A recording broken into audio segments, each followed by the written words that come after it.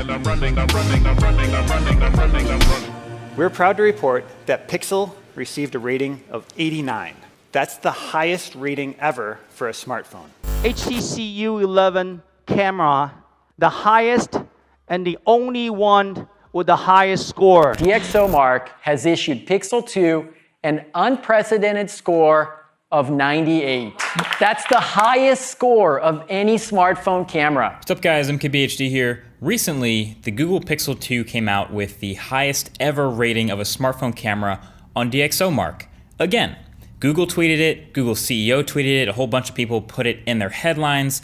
It's shown like a badge of honor every time it happens. But why? I mean, we've talked about smartphone cameras in the past, but suddenly in the past 2 or 3 years, DxOMark ratings have become the holy grail of measuring smartphone camera quality.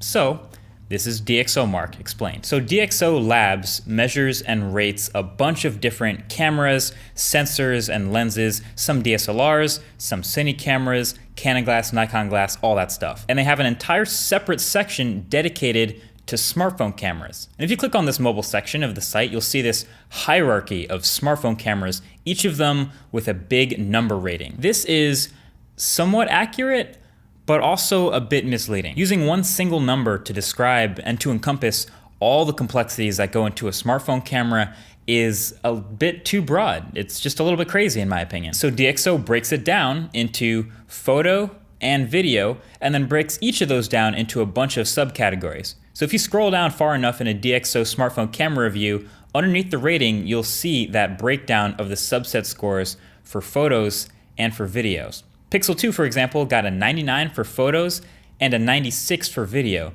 But you notice these numbers clearly aren't an average of the subscores. So they have this weighting system, essentially their own algorithm, for combining all of the subscores into this overall score. So it's that score that gets published and plastered all over the internet, all over your Twitter feeds.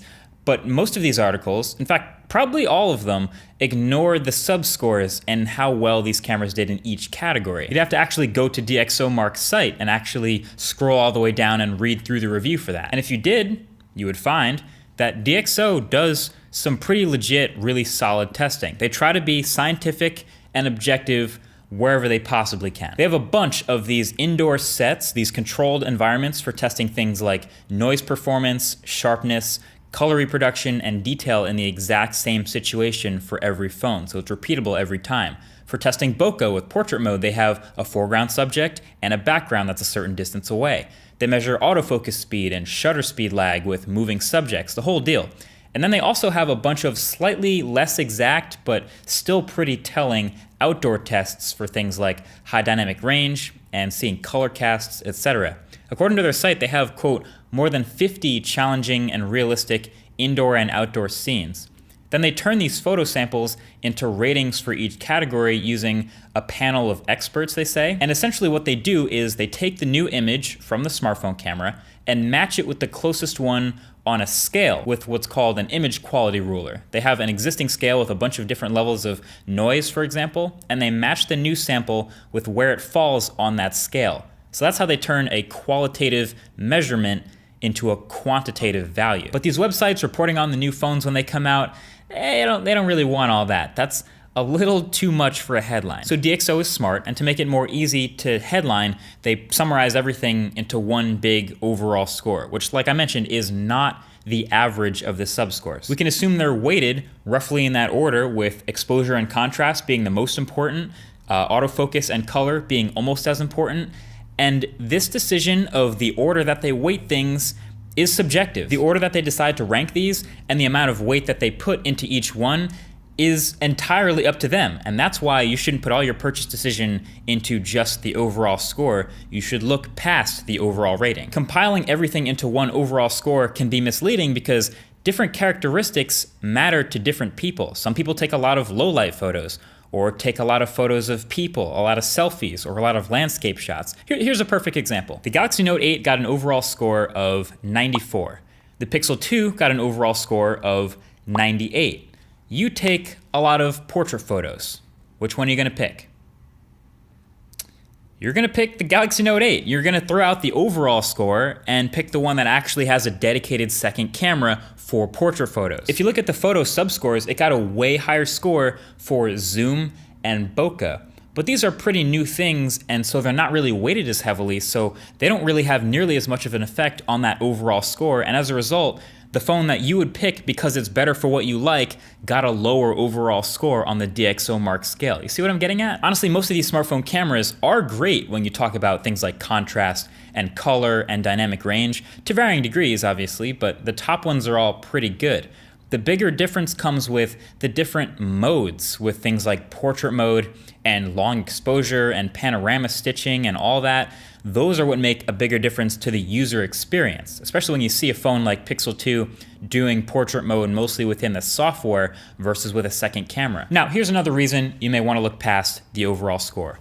DxO Labs is a consulting company as well as a testing company. For a fee, they will work with smartphone manufacturers before their phone comes out to create a better camera. So they'll provide their testing software, their hardware, and their testing methodology so that you can calibrate your sensor and your image processing pipeline to produce better photos, but also kind of to just do better on their tests. It's pretty easy to look at this and think they're just working with you to get a higher score. Now, I'm not saying that smartphone manufacturers are specifically tuning their cameras to do better on DxOMark instead of actually doing what's better for the consumer, but it's a blurry line there. It's kind of similar to what we see with benchmarks. I mean, most of the things that do better on DxOMark are also better for the camera, but again, it's combining it, it's tuning it to their exact specs and what does better with their methodology. Basically, if you don't work with them on tuning your camera suite, you'll get a lower score. And if you don't have that DxOMark money, you're kind of left out on the cold.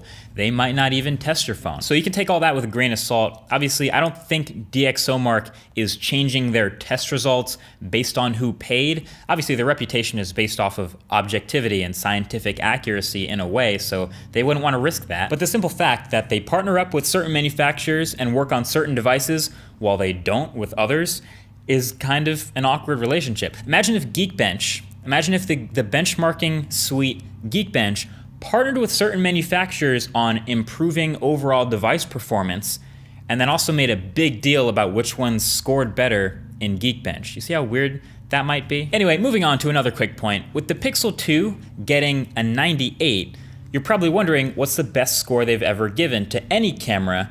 That would be a 108.